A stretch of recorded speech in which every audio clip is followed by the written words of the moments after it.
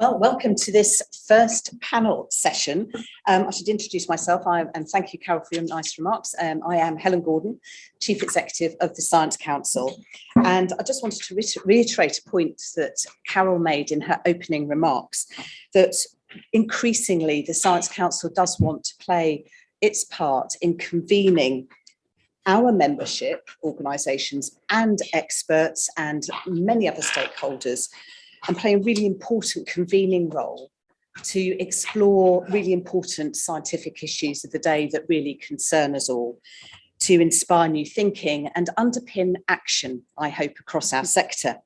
And, you know, obviously climate and our concerns for our impact on the climate and what's happening, what more of a priority could there be right now, and particularly at a time of fiscal and governmental upheaval, which I'm sure will come out through the day. So we're going to have a panel conversation, and I will introduce the speakers. First of all, we've got Professor Sir Peter Bruce. You've got the biographies in your programmes, but I'll just point out that Peter is Physical Secretary to the Royal Society and Wolfson Professor of Materials at the University of Oxford. And Peter also directs the UK Energy Storage Hub and is Chief Scientist of the Faraday Institution, the UK Centre for Research on Electrochemical Energy Storage. Thank you, Peter, for coming to us today. And then we have Chris, who is Chief Executive on the Committee on Climate Change. Chris has been Chief Executive of this organisation since 2018, having previously been Director of Energy and Climate Change in the Scottish Government. And Chris has a wide experience of economic policy making in the Scottish Government, the Treasury and Department for Business Innovation and Skills. Welcome, Chris. Thank you for being here. And Rachel. Rachel is a British civil engineer who is Executive Director at the engineering firm WSP Global, where she now leads on ESG and government relations, having previously led its transport business. I just point out that in 2021, she served as the 156th, I think, youngest president of the Institute of Civil Engineers, and 2017 was named the most distinguished winner and best woman civil engineer at the Women in Civil Engineering Awards. Rachel, you're very, very welcome. We regret that Peter Monks, who's the chief scientist at BEIS, was meant to be joining us, but has had to send his apologies because he's representing the UK at a ministerial conference in Japan. So as to our panel discussion, we know and we've heard that the UK has made considerable progress in reducing CO2 emissions, but there is still a long way to go in achieving net zero. And this panel is going to explore this challenge in more detail, setting the scene for further detailed conversations through the course of the day. I'm going to ask each of our panelists to speak for around 10 minutes, give us their views, and then open up to you for questions. So please do think of questions you would like to pose, questions and viewpoints, but mainly questions to our esteemed panel. And I'll do my best to chair the discussion over the next hour.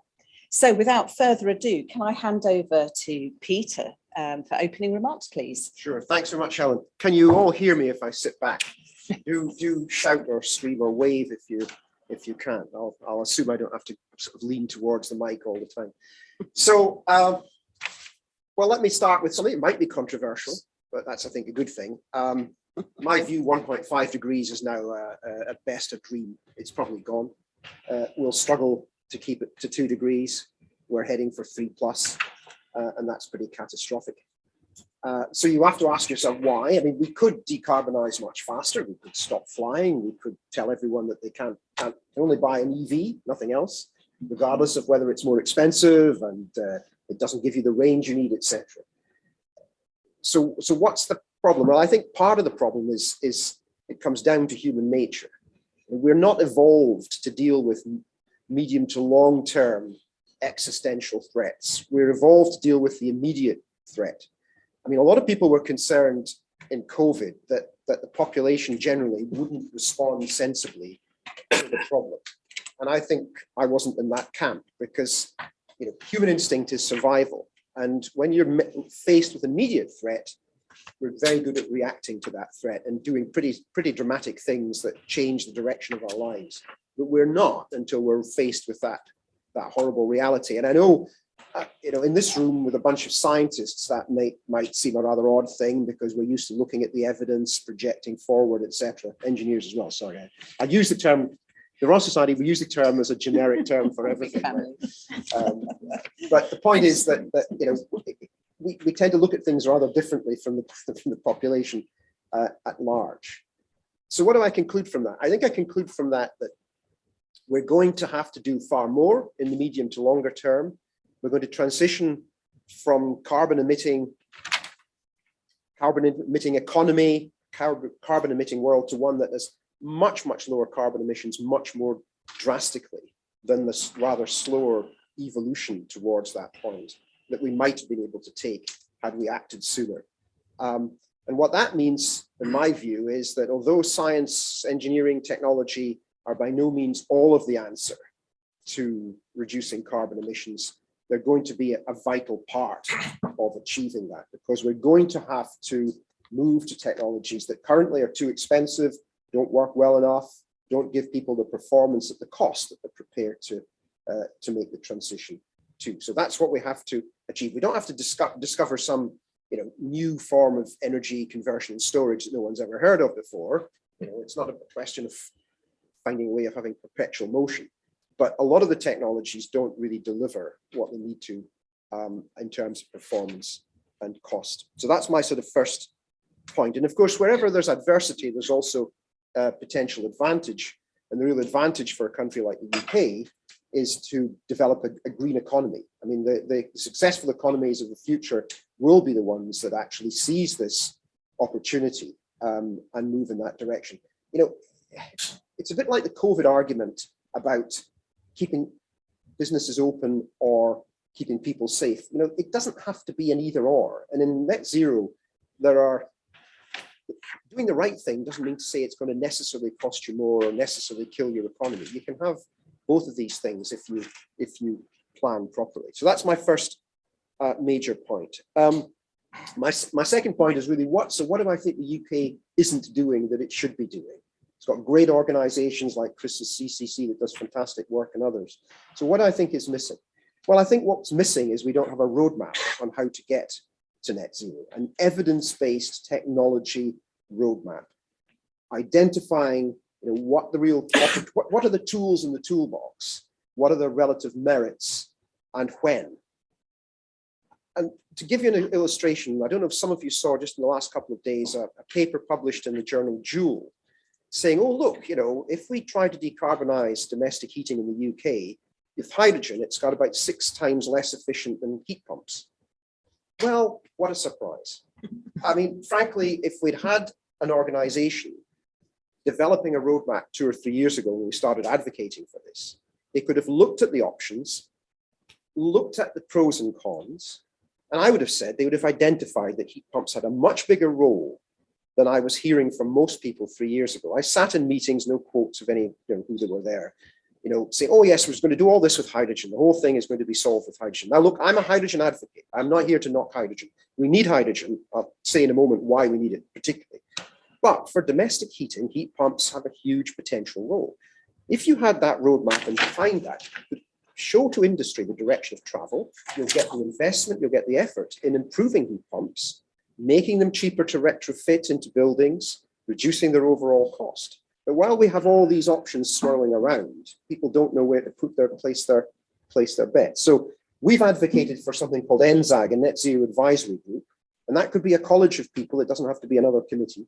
I'd love to see it outside government as a statutory organisation, alongside Chris's or within Chris's. It could be in government, but it has to be taken seriously. And that means bringing the scientists and engineers from the coal face of these problems, if I can use that terminology, to understand the technologies and get them in the same room so you don't get advocacy, tension these things against each other. It has to be serious engagement, not just a call, but workshops, whole day events that people really look at domestic heating, for example, in the UK. So I'd like to see a roadmap, and I'd like to see an organization bringing in our experts, as we did in COVID. as you mentioned, and also as Carol mentioned, to help with that endeavor.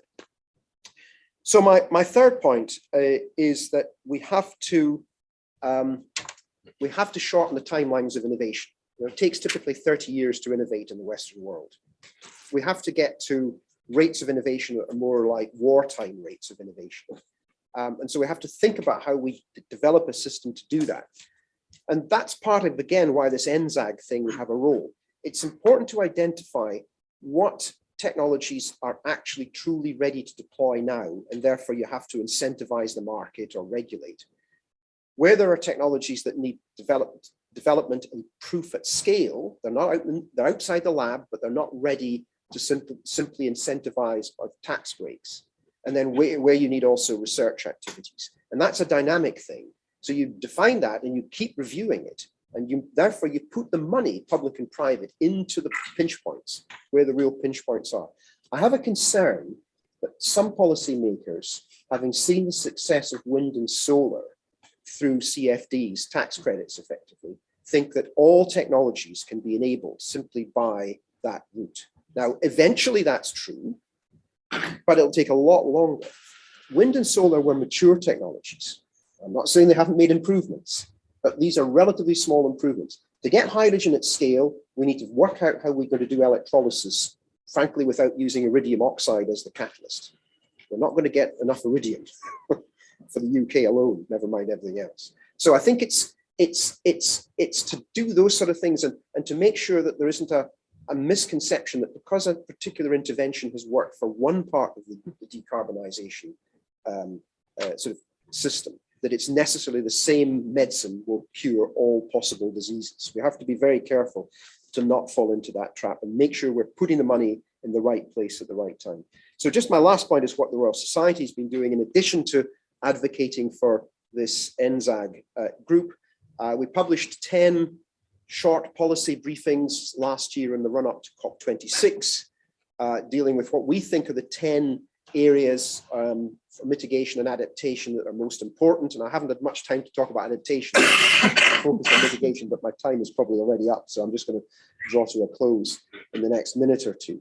But to give you a flavour of some of the outputs from that, one of the pieces of work we're doing is looking at decarbonisation of the UK grid. Now, there's a lot of talk about doing that by 2030 or 2035. We will need tens of terawatt hours of storage if we were going to have a fully decarbonised grid, even with nuclear. And that's storage that will have to last months or maybe even years, not days or weeks. And nobody has a solution to that. It'll probably have to be hydrogen, but we still can't make hydrogen from electrons at scale and cost. And then how do we turn that back into the electrons again? So we have to really, that's an example of where, you know, if you incentivize at one end of the system by tax credits, eventually it'll trickle its way along from industry into academia and somebody might solve it, but it'll take too long. We have to really see that that's a pinch point and deal with it if we want to get to a decarbonized grid. We've also talked about what needs to happen in transport. I've touched on hydrogen, and we've talked about hydrogen and the challenges there that need to be addressed, because hydrogen will be vital to what I've mentioned, but also the decarbonisation of steel making. It's by far the best choice to replace carbothermal reduction.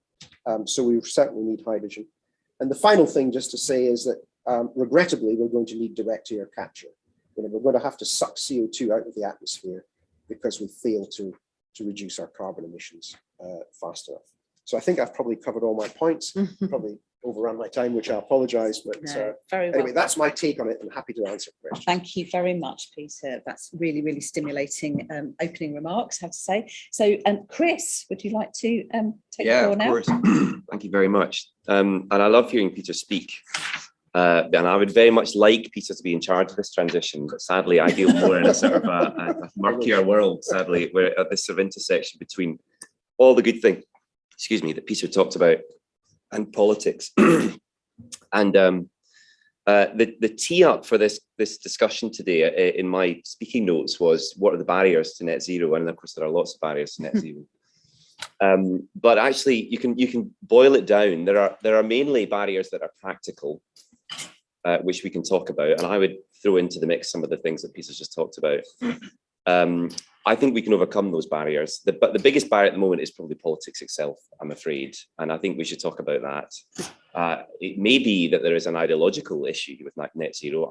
I'm feeling a bit better about that than I was just a few weeks ago. But interestingly, there are not economic barriers to this transition any longer.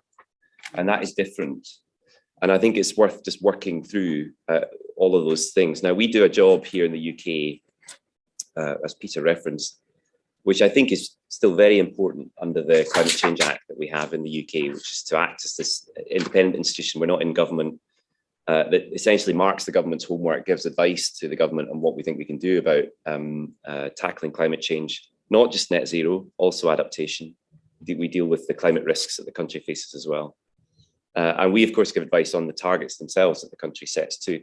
And we did the last assessment of progress just back in June, in what feels like a different political age now, and looked at the progress the country was making towards net zero and concluded that we had a reasonably good strategy of some sort, but nowhere near the level of delivery focus that one would expect for the country to really be on track to net zero, again, for some of the reasons that Peter talked about. The fundamentals of the transition are pretty well understood. So we have several scenarios for how the country could get to net zero. We will probably have to think of a few more in the present circumstances. But broadly, we know what we need to do at least over the, in the abstract, over the next 20 years or so in each of the sectors of the UK economy. And when we add up what the government's policies and what we see from industry are likely to achieve, then it probably amounts to something like 40% of the overall commitment. So we're some way off where we need to be if we want to be on the path to net zero itself. There is a lot more to do. The glimmers of progress, incidentally, that we were very pleased to give the government compliments on were in the energy sector, where we are seeing much more progress in decarbonising electricity, particularly. Much less progress, sadly, on hydrogen, as you talked about, Peter. And interesting in transport. So we've developed a kind of new way of looking at progress across the economy. When you look at the deployment that we're seeing on electric vehicles, for example, we're actually running well ahead of any of the pathways that we set just a few years ago. So there's some reasons to feel slightly optimistic in these difficult moments, but looking beyond that, much less progress in areas where we really need to see it, including domestic heat. That's the big challenge for the country, and industrial emissions, which is another enormous challenge that the government was starting to get its head around, and now, because we're back to the drawing board. And the other area where we're not seeing nearly enough progress is in the natural world, in agriculture in particular, and that really matters because it's the intersection between progress on net zero and what's happening with the climate itself. We have to think about these things together. So a lot more to do. And then we come to this issue of the political outlook on all of this, which does matter. So we do need a political environment that supports this. And I was very worried, I don't mind saying this in this forum, but very worried at the start of this summer about where politics was heading on climate. We had, during the Conservative leadership election, what looked to me to be a race to the bottom on climate change. And no real reason for those candidates for the leadership of the Conservative Party to come to the table on climate, because of course it was a selectorate rather than an electorate that was making the decision about who should be the next leader. And that selectorate tends not to be so bothered about climate change in the way that I wish they were. And then the climate saved the day. So we had that extraordinary period of 40-degree heat, first time that's ever happened in the UK. Water shortages, quite astonishing changes around us. Not far from London, it would look like the Serengeti. And thankfully, and I do mean it, thankfully that did seem to bring the candidates back to the table on climate change. But we shouldn't need to have these moments to have a sensible discussion about climate change. So I'm very glad that net zero is now firmly in the political firmament again. Liz Truss has on several occasions committed to it. I'm glad of it. She has announced a review of net zero, or rather the means for achieving net zero. And I have to say, I'm quite happy with that. It seems to me it's the circumstances demand it. We do need a review of how we're doing it. We also need to throw into the mix this question of how we adapt to those changes in climate that I talked about alongside achieving net zero. And that, I think, is a whole new mission for the country. But I just wanted to kind of end on this point about economics. Even if Liz Truss hadn't committed to net zero, firstly, it's the law of the land, so we would have been in interesting territory had that happened. I would have been giving a very different talk this morning. But the economics of this transition now are profoundly positive for this country. It would be a very strange thing were the Prime Minister not to sign up to the things that need to be done, at least to achieve net zero. And I'll just give you a sense of that. We, every 5 years, give our appraisal of what the country needs to do over the course of the transition ahead.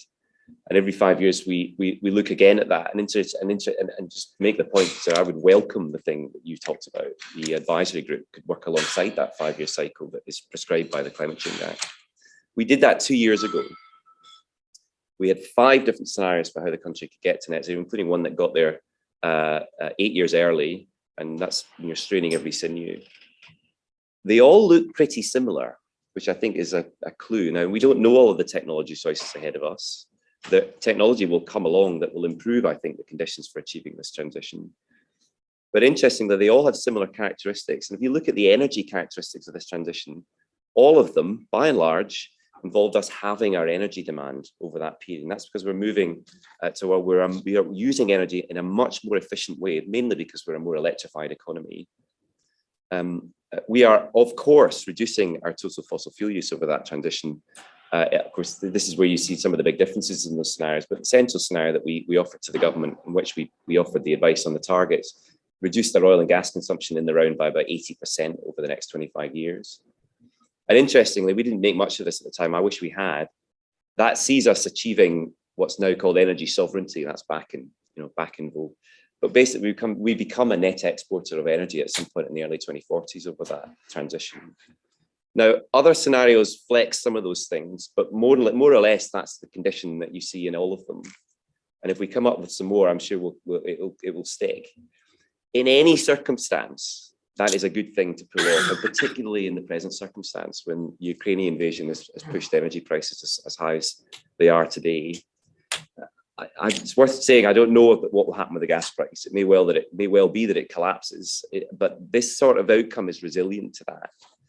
And the economics of this transition are so positive now, thanks to the cost falls we've seen in some of the key technologies. Solar and wind, notably, solar globally has fallen by about 90% in price over that period. Wind is down 75–80% on that period too. We need a bit of nuclear in there, but not as much perhaps as we think. What we really need to focus on is what we do with all that electricity in the future and how we balance that system with hydrogen and with other technologies. Now, that to me is tremendously exciting, regardless of what you think of net zero and regardless if you care about climate change. So I think we should be confident about restating that. And if Liz Truss was here, I would say that directly to her. This is a transition that you should lean into. And my very final point on this is that the Ukrainian issue is a European issue in the sense that it has created an energy crisis in Europe especially. The rest of the world is not immune to it, but it is mainly a gas crisis in Europe. And that's because Putin has been able to exploit the fact that Europe is not as interconnected on gas as it is on oil. And that has created, I think, a race. And I think this is really important to say. Europe, continental Europe, has reawoken, frankly, on decarbonisation because they have had to. Because they've been thinking much more actively about how you reduce your energy demands, much more actively about how you develop indigenous energy sources that typically are renewable. And they are going to come out of this crisis thinking very differently about how quickly they can decarbonise. And I worry in this country that we are vexed by these politics of climate and ignoring the fact that actually this transition that is taking place across Europe is now going to go like the clappers. This is a straightforward competitiveness issue now, I think. Again, regardless of what you think of net zero, regardless of what you think about the climate. So I think we in this room, if you agree with me, need to keep making these points. The science is very important. The development of the technology is very important as we achieve these transitions towards decarbonised society. We will be making ourselves more competitive in a global economy that has completely awoken to the benefits of this transition in a way that, frankly, we were not aware of because we were gazing at this leadership election over the summer instead of focusing on the fundamentals. So I hope the next period, and it doesn't look great at the moment, is one where we get back to brass tacks and think seriously about it. But perhaps we will talk about that in a second. Thanks. Thank you very much, Chris.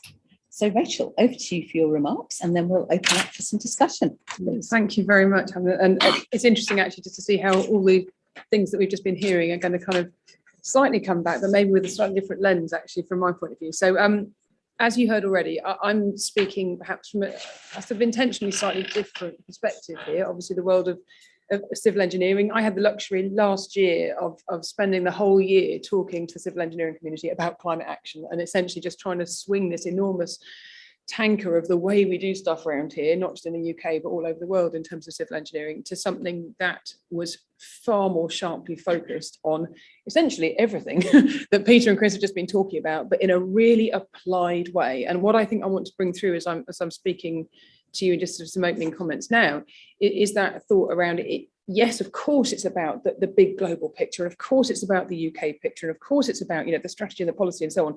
But it's also about what are we seeing bubbling through within organisations, whether they are, the public sector, whether they're private sector, whether they're large, whether they're small, where they are geographically, whether they're within the UK context, very local or regional, national, whatever they might be.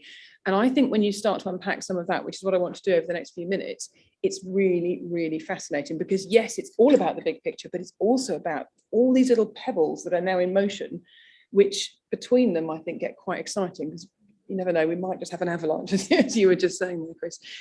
So I suppose I've tried in putting together some thoughts for this morning to draw upon various different hats and roles and so on that I currently wear. So you've heard about my sort of the day job, the WSP side of things, but also I chair the carbon work stream of the infrastructure client group, which is a loose confederation, I think might be the right term, of 20 or so of our biggest infrastructure clients, largely in the UK, but some of them have external international interests as well.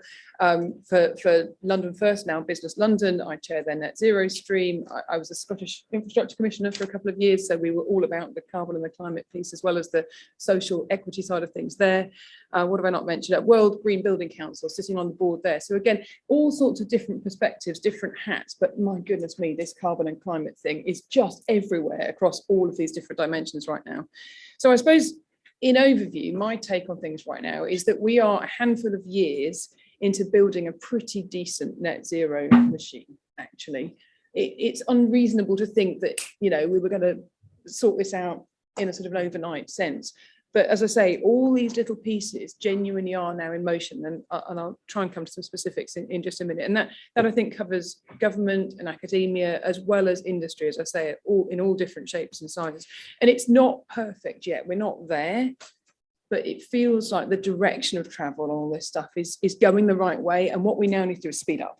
It's pace as well as direction. It's getting that acceleration going and so on. And I think this might feel a really obvious point to make, but it almost hasn't quite been said, although everybody's touching on the same thing. I think we just need to be saying more and more and more and more often, reminding everybody we talk to, net zero, it's not a choice. We're not choosing, shall we have net zero or shall we not? If we fail to act now, all we're doing is setting ourselves up with more cost and risk and uncertainty and the need for far more resilience and adaptation, all of which is also more costly, more risky, et cetera, and the need to deal with probably 3-4 times as much in terms of the quantum of the greenhouse gas emissions that we've then got to sort out in the years ahead. I do feel, and maybe it's a slightly political perspective, obviously a personal one, but generally, I do think we maybe forget that sometimes. We're discussing around, should we do this today or should we do it tomorrow? It's like, no, we've got to do it. It's just not. It's not a thing that we have the luxury of sort of putting off for a little while or worrying about when we've got the perfect answer and so on. So as you will have guessed, I mean, my world sort of pivots around civil engineering in a broad sense. But I should just say, in the interest of full disclosure, I wasn't a civil engineer to start with. I was a geographer, which is, of course, how I know all about the sustainability stuff. But there we go. Anyway, the broad context in my world of infrastructure, the built environment, all the different sectors. So I'm talking about buildings and transport and water and waste and digital infrastructure, all those different pieces that all come together, and all of which, of course, use the energy systems around which we're discussing everything today. The broad consensus is that, give or take, 70% of the world's carbon and other equivalent emissions are associated with those broad infrastructure sectors. Not so much, the creation point, although of course that does have an impact in terms of the construction process, but just the way we go on to operate society every day in terms of our urban and rural places. And then of course the way that we all interact and use those systems as we go forward. So we've got this really tricky situation where we've got all the, 270 odd years post-industrial revolution of all the great stuff that's benefited society and connected us and allowed us all to, do all the wonderful things we now do as a society, whether we're talking UK or around much of the rest of the world. But that, of course, is at the heart of the problem, because we've built all of these infrastructure systems on top of this energy system, which is now proven to be something of a misstep, shall we say, in terms of what we now actually see.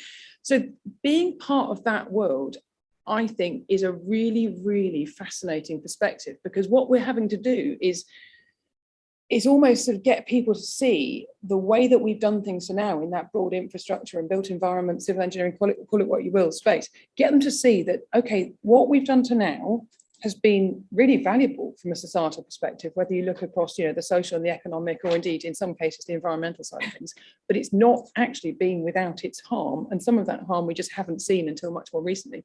So there is a massive re-education process underway at the moment. And for those who are in senior roles around this broad industry, whether you're a client, whether you're in charge of a large bit of the supply chain, whether an SME and so on, we have people in senior roles, and I don't say this sort of lightly, they literally don't know what they're talking about. And I find that terrifying, because they're all using the right words, but usually in the wrong order. And it's really scary to watch, and you just think, oh my goodness me, you're sitting there in charge of an organization that has the potential to make huge change, and yet somehow you haven't actually taken the time to learn about the key concepts. I mean, what is the difference between mitigation and adaptation? Is that the same? Where does this fit? Where does that fit? I could do a whole hour's lecture on that. I won't, but I have. But it's that in itself is a real challenge. It's not stopping that direction of travel from being right, but I think that is one of the key things that is stopping the pace of travel from being as fast as it should be. But I guess just to offer some sort of really brief perspectives on where I think we are now, it feels like, from a sort of an industry, I guess public and private sector point of view here, that the drivers now around net zero are pretty clear. The fact that we've got this legally binding 2050, hard edge goal that actually has some proper status and so on is a massive driver in terms of the way that the UK's sort of, organisations are lining up and organise themselves, whether those are government funded, public sector organisations, or quasi-public or private and so on. But what's then really interesting is that what's come into play since essentially COP26 is some crystallisation around what that means in a more specific sense for the private sector as well. So some of them are being driven by the UK 2050 side of things, but in itself, that's not actually a direct driver. Things like the publication by SBTI, Science Based Targets International, of their net zero standard, which not coincidentally came out right before COP26 last year. That has now, I think, with the benefit of about a year of time after that, has made a massive difference in terms of the big corporates in particular, who are now queuing up to get their various targets and goals and so on verified by SBTI, and that has a UN endorsement. So for those multinational firms that are out there, no matter what sector they're operating in, and it's absolutely happening inside the engineering firms, but it's also happening across, all other sectors of our economy, that is driving real serious change, because nobody wants to be in the embarrassing position where others are getting their goals and so on accredited, and they, for some reason, have failed to even join the queue. That, I think, is really interesting, because for the first time, it's unpicking the upstream, I guess, the direct corporate impact here. What are your carbon emissions as a business? What are they? What does it actually cost in a carbon sense for you to operate? People are now having to get to grips with that. And yes, we've had all sorts of disclosures and so on in the past, but this feels like something that everybody's beginning to understand is important. It's also pulling people into an understanding of the scale of reduction required to get to something that's genuinely in line with a net zero outcome. Now, I sort of agree with you, Chris, the 1.5 thing feels somewhat aspirational and dreamy at the moment, but in order to get to a net zero position that is even remotely in line with that sort of 1.5 or 2 degree end result, the big corporates are dealing with 90% reductions in their carbon emissions from where they are now to where they need to be before anybody will say, yeah, okay, that looks like a position that is, you know, broadly in line with the world coming on you know, onto a zero proper trajectory. That is scary stuff for the world of big corporates right now. And I can speak, you know, from the point of view of my own business, but also I know from our competitors, and I know, you know, beyond that in terms of the wider industry and so on. And it's really interesting because even some of the government arm's length body type clients, they may not be in a position to sign up to those SBTI net zero standards sort of, you know, requirements, but they are beginning to push their supply chains to do that. And they're saying, look, we're bound by this UK 2050 legally binding target. You have got to help us here because you are part of our supply chain. And you see this sort of upstream and this downstream effect going on. So things like the SMEs are being caught because they are part of the upstream impact of some of the bigger companies that are facing some of those government clients and so on. I'm oversimplifying it and so on, but it really does feel there is change afoot there, which is really exciting. We're seeing change to contracts coming through in a procurement sense, in a really formal sense. There are new requirements emerging. There are standard clauses emerging which are going to require people to get on the case in terms of projects and the infrastructure changes we're making to all these systems. It is not going to be okay to just measure cost and program and you know, have we delivered against your scope? They are absolutely going to have to show how they're delivered against carbon impacts as well. We're not there yet, but it's interesting, isn't it? Because there's no way we'd have had that 5 years ago. It would have been impossible to put that into a contract. So I think, I mean, in an overall sense, it feels like there is definitely this change afoot. Professional bodies, academia, there's new courses emerging, there's new requirements emerging, CPD requirements, for example, across the full spectrum, certainly in my world, but I know beyond that as well. There's all sorts of discussions going on around what do we need to mandate? What do we require people to know?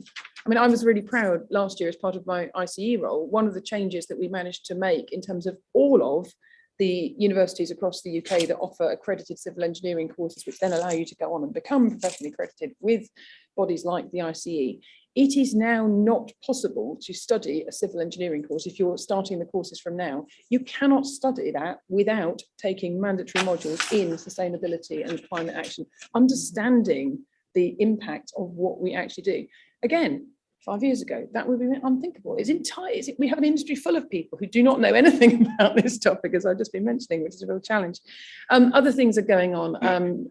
Things like at the project level, the actual sort of, you know, changing the system level, the investment level, PAS 2080, which doesn't sound very exciting on the tin perhaps, but the fact that we've got already, and we have had since 2016, I think it is, a standard that's published, which is to do with, you know, the management of carbon in infrastructure, and it's being updated right now. At the moment, it's very project focused. It's going to be much more system focused. There's a huge effort to bring in all the different infrastructure sectors so that people can start to demonstrate their competence, not just in terms of, are you a good business? Have you managed your own carbon emissions? But what about the professional advice you're actually delivering onwards to all these various clients and so on? I think, again, that's pretty exciting. And again, there's a queue forming of firms that want to demonstrate that competence as it goes forward. So, I mean, I guess my last thought really is that it also feels like the market is shifting. And this comes back, I think, to something that we've heard a couple of times already this morning, that the red lines, if you like, about what's acceptable in terms of infrastructure investment, civil engineering investment, what sort of system changes we actually want to see. It is really exciting to see that carbon and climate thinking, and it's not just the net zero piece, it is also beginning to be the resilience piece, although we've still got a long way to run on that. That is beginning to be sort of much more normal. It's no longer special. And it feels like, as I say, the red lines are sort of beginning to draw themselves in. Maybe they're sort of light pink at the moment rather than dark red and too thick, but we're beginning to vote with our feet. We're saying, you know, it's not okay. We don't want this sort of project. We're going to take this option off the table. Again, unthinkable 5 years ago. So I think there's actually quite a lot to be really positive about. I think the understanding is growing. I think, as I've said a couple of times, the direction is right. It's all now about pace and getting all those different pieces starting to pull together much more clearly. So from my point of view, in terms of the government review side of things, I mean, you know, it would be a fatal mistake to take feet off the pedals right now. I think we need that political continued endorsement because there are so many of these little pebbles already beginning to fall down the hill. And if we could just let them continue for a bit longer and stop changing the rules of the game, actually we could find ourselves in a place that's really quite exciting, quite fast, but it's not going to be easy, but at least we are on the journey. So thank you. Thank you so much, Rachel. That's brilliant. Well, we're going to get into some questions, and whilst you're gathering your thoughts, can I just pose a question myself? I'm very interested in your perspectives there, Rachel, and it's been echoed across all of the discussions really, that, you know, the market dynamics are changing. So it's not just about a top-down, we need to change our habits.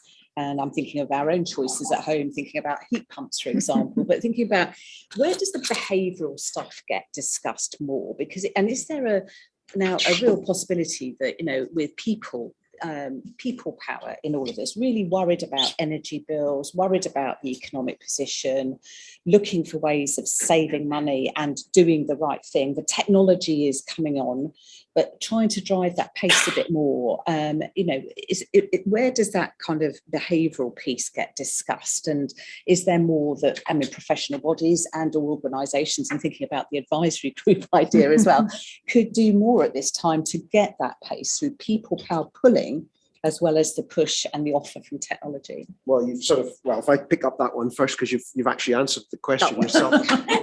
So this NZAG group that I mentioned in my sort of introductory remarks, the composition that is my vision of that is you have scientists and engineers across academia and industry, but you also have economists, you have behavioral scientists, because, I mean, again, I'm just using hydrogen as an example because it's such a high profile one, but one of the key issues about using hydrogen domestically, never mind the energy efficiency or inefficiency part of it, is whether it would be accepted by the public. Yeah. You know, it just needs a picture of the Hindenburg airship to get stuck on social media, and everybody runs, panicking to the hills. The hydrogen's going to kill them. So, you have to take the human element. That was kind of the sort of fundamental thesis of my comments. The reason we haven't moved fast enough isn't because we don't know what to do or how we can reduce carbon emissions faster than we do. It's just that, you can't force certainly not in a kind of democratic country in the West, you can't force people to stop doing something. You can use carrot and stick up to a point. The stick only goes so far in a democracy. That's another thing we should keep in mind in the sort of geopolitical sense. As we know, there are other countries in the world that don't have to wait so long to get their public to agree to do something. If they want to do it, they do it. Yeah. You can see that with the big infrastructure projects in one country that I think we're all thinking about. Because if they want to build a dam somewhere, they don't have to hang around for 10 years debating it. They just say, you guys are moving, sorry, and that's it. So, they have the potential to move faster in these things. And that's where we could lose the opportunity element of this if we don't get our act together faster. So I think you're absolutely right. Behavioral science and the behavior of us is crucial in this, and they have to be in the room. Okay, thank you. Should we open up to some questions, please? And there's some roving mics we've got. Should we take this gentleman down in the front row first of all, and then we've got third row back, and then the back row. But, So we can figure that out. yeah. Thank you, Brian, very much. Hi, Please. I'm Johnny Wentworth. I'm the Environment Advisor in the Parliamentary Office of Science and Technology. Yes, populism is a problem, and behind that, the geopolitics of countries dependent on fossil fuels. But it's a systems problem. You need the leverage points, and politicians probably aren't doing. Exactly. Should we take two more questions and answer a clutch? The gentleman in the third row in the aisle. Thank you, Brian. Hi, I'm Bruce Adderley. I'm Director of the Foundation Industries Challenge, led by UKRI. In the area that we work, we can see that there are many areas where policy is underway and things are happening. You might say scale's not enough, but for us, there's a gap around resource efficiency. Possibly because it's multi-government department in scope, and I just value the panel's views on that. Thank you. So resource efficiency. We'll take one more question at the back there, Brian, please. The gentleman in the light jacket. And then we'll have, is that okay? Thanks. Clive Mitchell from Nature Scott. My question is about, I suppose, the power relations that are involved in the evidence required to move towards net zero. We've known what the problem is for 30 years or more. We've known what the solutions are for 30 years or more. And still we're talking about them and having to prove the worth of these alternative new technologies against the status quo of burning fossil fuels and land use that breaks the carbon cycle in one way or another. So, yeah, my question is, do you feel that the evidence base, the playing field for evidence base is level? And if not, what are the power relations that lie behind that? Thank you very much. So let's just take that clutch of questions there about population engagement, scale isn't enough, and resource efficiency, and then power relations, particularly with regard to evidence. You know, is it level? I mean, who would like to respond to either all of those three, or just points made by? Well, this might pick up a bit from what Peter was saying, and in reference to the earlier question about behaviour. So actually, I think this is one of the ways in which there is an easy political win for those who would like to see no progress on net zero, is to present it as a behavioural problem. Yeah. And I've occasionally fallen into the trap of that too. I mean, people absolutely do need to change the way they act in the present society, but not in such a way that they will find their life is in any way a worse one. I think it's important to put it this way, that what we need is for people to have the right incentives to move towards the right things. I think it's really important to say this thing. The last thing I would want, believe me, because I've met them all, the last thing I would want is a nation of climate activists. It would be an absolute disaster, frankly, for the whole mission on climate change. What we need is a nation of people who are simply going about their lives and facing choices before them that are easy for them to make, that take us to the goal of net zero. Now, that is a far more stimulating issue for me, frankly, to think through than how we might encourage someone to stop flying when they want to fly, or eat that burger when they want to eat the burger. I mean, I think those are the things that are often held up as this kind of barrier to progress. Actually, those things are pretty minor, frankly, in the overall challenge. And actually, it does tie back into some of the things that we heard about from the three questions there. Resource efficiency, if I can just deal with that one, since it's one that's very live in my own thought at the moment, because we're doing a piece of work on resource efficiency right now in industry particularly. It just does not get enough attention, and it's a very strange reason. I mean, I don't really know why that is. I'll extend it out into energy efficiency, if I may. It doesn't get enough attention either, but I think, to give you a sort of a slightly more optimistic spin on that, it is about to. And the reason for that is that if we look at the energy issues in particular at the moment, Liz Truss, you may not have noticed, Liz Truss announced 3 weeks ago on her Coronation Day address that she was going to make the single biggest ever fiscal intervention of any government in the UK's history into the energy market. You probably, if you missed it, I'm not surprised, because it was announced the day the Queen died. So she didn't get any political return for that. She didn't read about it in any newspaper until page 15 at the earliest.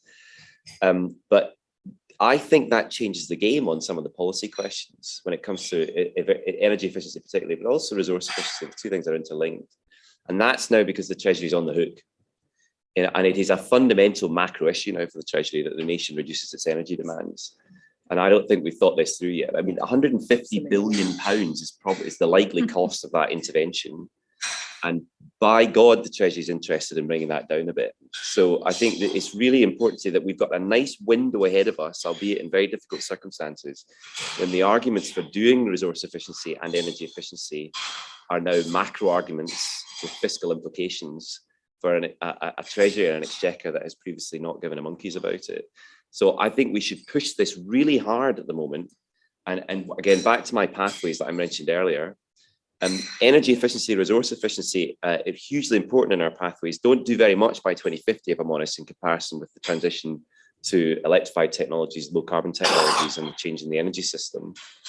But they're doing about half of the work in the next 5 to 10 years in our pathway.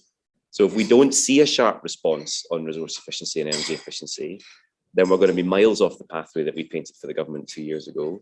So I actually think this is now the core issue actually in making continued progress. So I'm very happy to take that up with government if it's a policy gap. But we all need to be talking that way about it. I think it's exciting. Thank you very much. Any points to add, Rachel? Yeah, I guess on the kind of behavioural point, and I wish I had the proper source at my fingertips, but there was some data that came out of the US fairly recently. I think it may have been a few weeks ago, maybe a month ago now. There was a decent sized survey done to understand actually what public opinion from a US point of view was really actually showing in terms of all these issues we're talking about today from a climate perspective and so on. Many of you will be aware that from a US point of view, you've got should we say all ends of the spectrum represented and everything else in between and so on. The interesting thing though, and the reason for mentioning it right now, is that the expectation in terms of what that survey would show is that roughly speaking, they thought about a third of the people involved in that survey and therefore representing the wider population, about a third would probably be very supportive of sort of active climate measures and investment and change and so on. Really interesting though to actually discover that survey in fact showed twice that. So roughly 2/3 of the population in fact were supportive of that sort of change and investment and so on. So I think there's a really interesting mismatch, isn't there, in terms of political appetite and confidence perhaps, and making sure we've really understood in the short term who really wants to act on this, because actually it's more of a vote winner perhaps than you might realise. Now, obviously that's US data, it's not UK. I don't know, there may well be similar things here, but maybe there is something to start to capture those sort of changing attitudes and so on in there, which might be interesting. The other thing I think that I guess, first of all, I wanted to kind of endorse really. I mean, I think you're right, Chris. I mean, a lot of this is just about making people's lives easier in terms of behaviour change. I guess I speak from a fortunate position that we moved house, did a major house renovation about 6 years ago. So I've got the heat pump, I've got solar panels, we've got the EV, we've got the charger, hurrah. But that's only because we ripped the house apart because we had to, because it was a wreck. But that's not clearly a very sensible course of action to expect every single householder living on every Barratt homes, whatever it might be, from whatever decade that we built it in, when it turns out it wasn't all very efficiently built. So I'm not picking on Barratts, but you know what I mean. We know this is really, really complicated, and you ask really sensible questions, seem like simple questions around what do we not know, roughly speaking, in this town here, roughly what sort of action we need to take in order to sort out, the insulation problem, the heat, energy consumption problem, and start to bring that down. Apparently, we don't. Which I find quite surprising, because you think we could have a rough stab at roughly, what sort of places these are and what sort of, categories you might put things into. I think there must be potential there to get that much more right in a really common sense kind of a way, I think, in the grand scheme of things. One final thought, and it sort of plays, I guess, to that multi-government departments and maybe the efficiency point and so on. I don't think any of us would pretend that there is, perfect cohesion at a national level between all the various government departments. Obviously, they've each got their own remits. It's quite right that there's that sort of healthy tension, I suppose. Interesting perspective, though, perhaps from some of the regional bodies and some of the local authorities and so on this, though, where actually at a smaller scale, they are trying to get their arms around those same mix. It's the same mix of departments, but they have a smaller geography to deal with. Really, really fascinating. Some of the work that we're involved with at the moment, for example, for the some of the subnational transport bodies, STBs, and they are really trying to get to grips with this issue in terms of, I guess, their primary focus is on the transport and the carbon side of things, but they're also stretching out into those wider aspects of change that we're going to need to see across the different sectors. And actually what they're discovering is frankly quite terrifying, because in most cases they've got a net zero goal, they've got an end year assigned, and actually as they start to sort of dig into the problem, they're finding in fact there's an awful lot more to do than they'd realised. But it's interesting because at least they're beginning to realise that, and they're beginning to figure out, okay, so actually it's about the short-term carbon budget and what you do now, more so than worrying about, are we going to get there in 2038 or 2041 or whatever. Just let's get ourselves in the right place. I think there's a lot of sort of ground to go at in there, I think, and really understanding what some of those local bodies are really understanding, and it maybe will help that national picture as well. Should we take a couple more questions? Is that all right, Peter? Sure. Yeah. And let's just go over, if you don't mind, to this side of the room. We've got Sarah here, And then the lady with the lovely bright scarf. Dawn. Hello. Hi, Sarah Gary from the British Society of Soil Science. I thought that was really interesting, Rachel, about the behavioural change and actually that data you were describing there from the US. My question we haven't really touched on is about infrastructure and training, because I think that's a key gap. We have the right talk at a policy level, but actually my experience as a householder is I'd really like some solar panels and I can't get anybody to come and quote for them because they're so busy, because everyone wants solar panels at the moment. So how do we deal with that quickly? Because to gain pace on this, we need the tradespeople in place to be able to deliver those services and to encourage people to change their behaviour. If my plumber doesn't know about heat pumps and only knows about traditional boilers, that's what they're going to sell to me. Thank you. Thank you. Was it Dawn? Yeah. And Dawn with the scarf. We'll take these two questions. Thank you, Dawn Bonfield. Just following up a little bit on that point, actually, about agreeing with that, but I was actually asking a question to Peter about not knowing what we're supposed to do. We have known for a long time that we had the Code for Sustainable Homes, for example, where all of new homes would be built with heat pumps. And, you know, I think, Rachel, you're right that we don't know where our effort should be. You know, I've got an older home that's not insulated. Heat pumps probably are not suitable for that home, but insulation clearly is. So yeah, it's a kind of education piece, I think. And the other question was just about wave and tidal. I'm wondering what your thoughts are about how they fit in with the energy mix. Should we just pause there and come to the panel? Peter, would you like to have a Well, go at on the this? heat pumps thing, so we did exactly the same thing about 2014. We had to do a fairly major renovation and we put some heat pumps in, air source heat pumps. And, you know, they're incredibly effective as heat sources, not just as cooling. But of course, it was a major renovation. So putting in the pipe work and things is relatively easy. But, you know, there's a huge scope for looking at how we could make heat pump technology far more effective in low temperatures, at low temperatures, far easier to retrofit into buildings. So I don't think you should be quite as negative about the possibility of fitting heat pumps. But, you know, they haven't been essentially on the radar because we've been looking at other potential solutions and thinking those are the ways forward, when in fact, heat pumps have a huge amount to offer. I mean, again, to give you an example, I think if we were to decarbonize domestic heating with hydrogen, we'd need to install about 30, 40 gigawatt hours more of wind power to actually make the hydrogen. There's amount we all know in this room, every time you change energy from one from the other, you lose a bit of it. So, you know, heat pumps appear to do the magic, you know, they're not, of course, but, you know, you actually, for 1 joule of energy, you get 3 joules of heat. So they're very effective in that sense. The thing I was going to pick up on was the sort of national, I think the government has no option anyway to go along with this now. Everybody is going in this direction. Business wants to go in this direction. Young people, voters want to go in this direction. So I'm less concerned about that. I think the thing that has perhaps the biggest disruptor is the move towards away from global supply chains to wanting to secure national supply chains in almost everything we do. Yeah. And if you go to, you said you were from the soil, sorry, I've forgotten exactly the name, but representing the soil science, right? So what that means is we're now a lot more focused on how much of the food that we want to eat in this country is going to be grown in this country.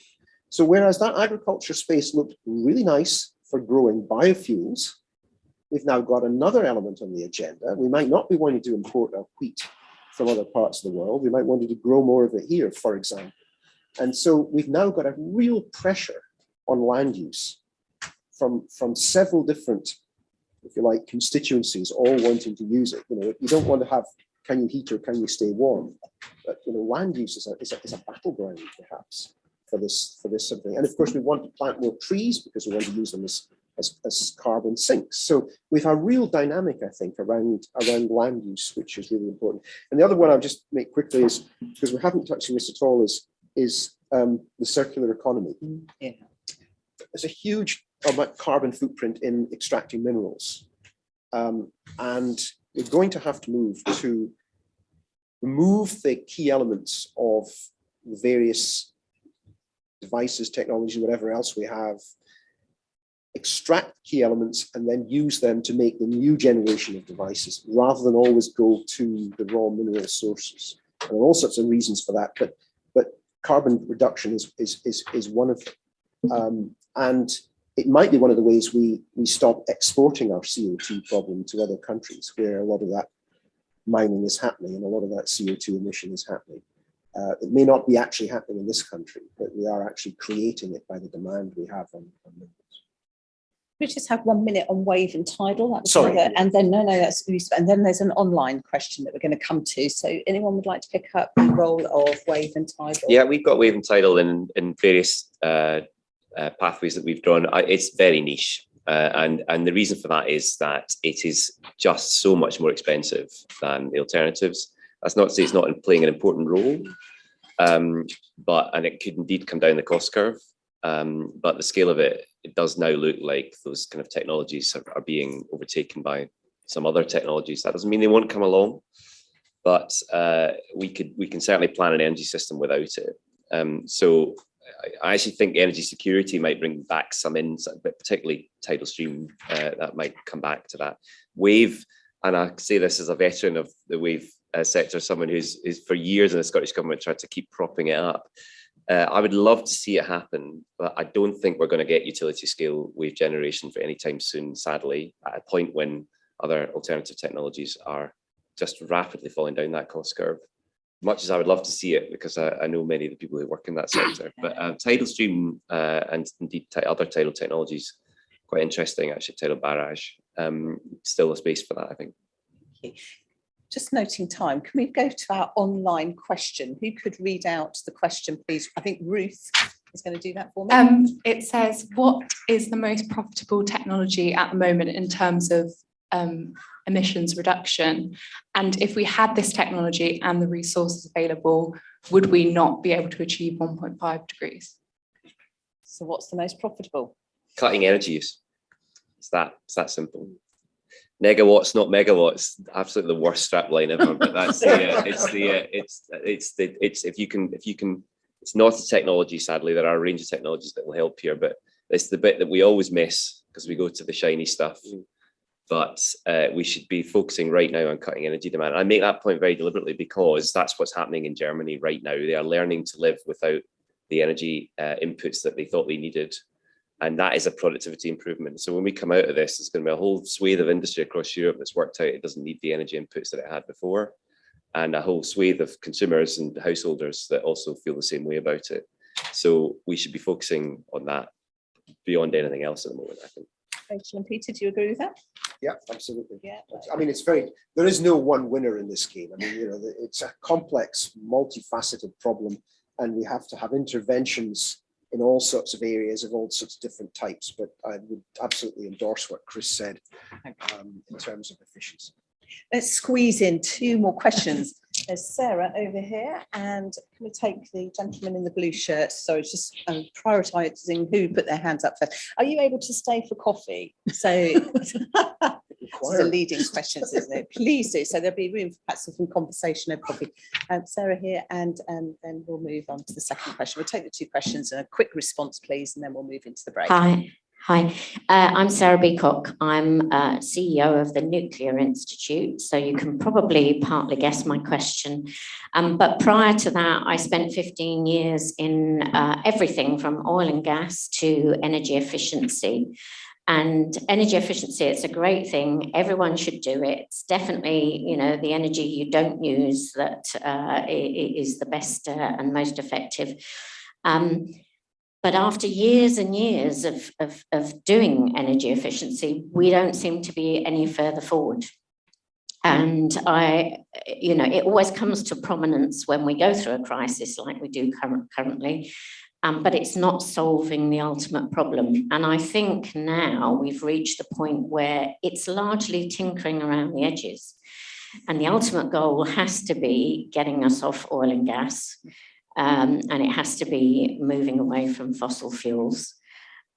Given that all but 2 of our remaining nuclear power stations will be closed by the end of the decade, given that we need homegrown energy, and that we're likely seeing, even if we solve the battery storage problems, you know, the increasing scarcity of resources that are required to produce those batteries, indeed produce wind turbines and everything else. How much nuclear do we need? Thank you, Sarah. And can we just take Brian, if you mind, he's just behind you. Thank you, Richard Barker from the National Physical Laboratory. I just want to pick up on Peter's point on the need for roadmaps, which I completely agree with. And of course, you know, having a roadmap means making choices and taking risks. And we all know the complexity of net zero means we're very likely to make mistakes. Now, as a science community, we're very comfortable with mistakes. In actual fact, we actively look for mistakes. However, when you go to the political environment, they're more likely to polish those mistakes as a success. And we're not going to learn. So the question is how do we make it acceptable for us to make what will be inevitable successes on the path to net zero? Mistakes, sorry. Super questions to end with. So I'll just take brief comments from each of the panelists. And are we tinkering with energy efficiency? How much nuclear do we need? And what about this appetite for mistakes? Great question. I'll take the last one first. I can think that's one of the reasons why I would prefer to see the body I advocated for outside government as advice. It gives government a little bit of cover. You know, if the advice doesn't turn out to be good, it's not the advice that we produced. And I would take the hit on that as if I was sitting outside. That's the way I would kind of, to some extent, deal with it. But I think looking at the choices with the evidence and trying to make the best choices is better than not doing anything. Sorry, the other questions were energy efficiency. Yes, here's an example. If I stay within the petrol car world for a minute, the first car I owned, which is a Mini 850cc, did 30 miles to the gallon.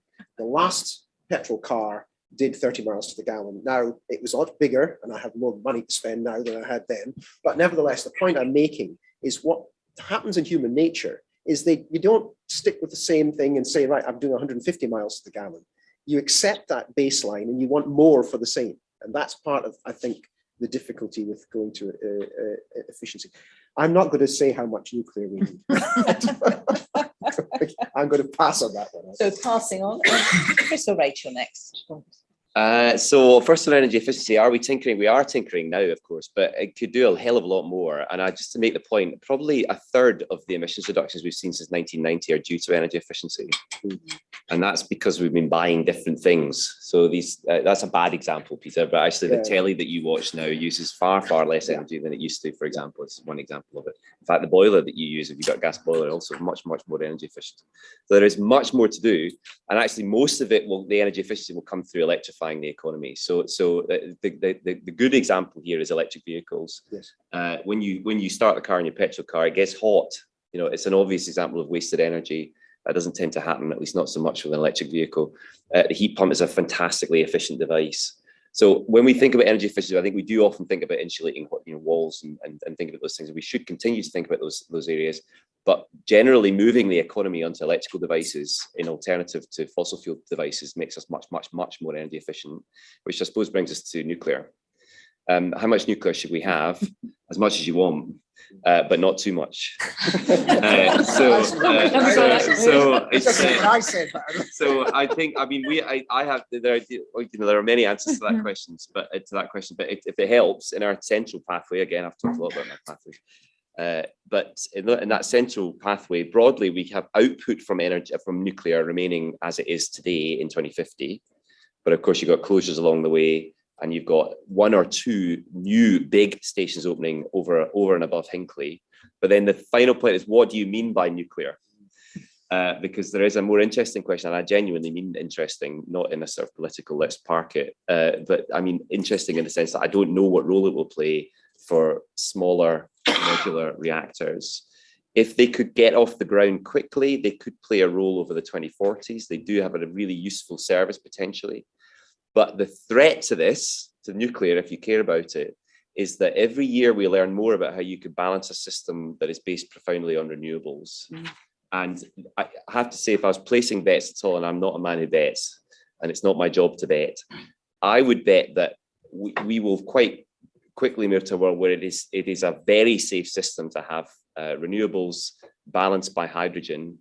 And that is, of course, a cheaper system, even if the hydrogen production is expensive in comparison to the kind of cost we've seen in Hinkley. So I think the key question is don't cannibalize the cheap stuff. The properties of nuclear are hugely important in this transition. We need to have firm power. And I would love to see nuclear compete, because I have to say I'm a fan of it if we can get it to go, which brings us finally to that roadmap. And that's exactly why you need a roadmap, is to allow choices to be constrained, I would say, rather than make the choices.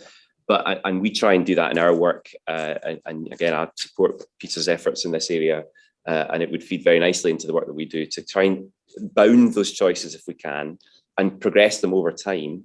But I will say one final thing on this, which is I do think the government has got to now start to be more specific about what it is they want to see happen, more so even than they have in the past. And some of that, it does involve making technology choices, albeit there are still, a range of things that can be done here. But a good example of that, back to where Peter started, the biggest range in our scenarios for the future is around the use of hydrogen for heat.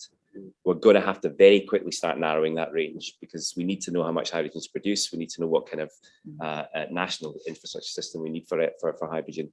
My own view is it has a very minimal role in domestic heating, but you need to make decisions about that. And I'll tie back to something Rachel said earlier. Those decisions are local. Yeah. So a national plan ultimately is based on a set of local plans here, and that allows you, I think, progressively to narrow down some of the technology choices, which is exactly what a roadmap would do, I think. Yeah. Thank you. And Rachel, a final word from you before we break for coffee. Super briefly. You feel the pressure ramping up. Yeah, sorry. No, it's fine. You'll do well. No, just a couple of thoughts as briefly as possible. Sort of picking up on a few of the questions that have come out. It sort of feels like there is a lot of space still for just getting the basics much more right. We're always tempted, and we said it just now, the shiny sort of front of the curve type stuff, but actually there is a massive role here in terms of, whether it's education in a more general sense, or whether it's into small businesses, or whether it's, there's so many different angles in this in terms of actually, what is it, what's possible for people to do and engage with and actually sort of offer in terms of both their sort of personal and professional lives, I guess. And what could government do, I guess, at all different levels to make sure people understand what support there is to make some of those things happen? It is really confusing. I completely agree about how difficult it is to buy solar panels or a heat pump. I mean, my goodness me. I mean, I was dragging our builders, I want one of these. I'm not interested in a gas boiler. You sure you don't want a gas boiler? No, I don't want a gas. I don't want gas at all. But anyway, on the thing around, I guess, choice and risk and those sorts of things. I mean, it sort of comes back to where I started, really, and I really do fundamentally believe this, although it's so difficult to find the right evidence to back it up. The biggest mistake, surely, that we could make here is not being brave, not acting, not calling out, frankly, the nonsense and the greenwash that goes around the place. Because actually, if we can see that there is something we should be doing, if there is something that stacks up in an economic sense, whether it's within your business or, personally, whatever it is, why on earth would we not do that? And if somebody's out there spouting utter rubbish, we all have a role here. We all have a voice. And the sooner we can get people into that same sort of space to see the rubbish for what it is, hopefully the sooner it starts to disappear, because it's so distracting and confusing. Yeah. We have to bring it to a close at that point. Can I ask you to show your appreciation for Peter, Chris and Rachel for a very stimulating and thought-provoking discussion? Thank you very much.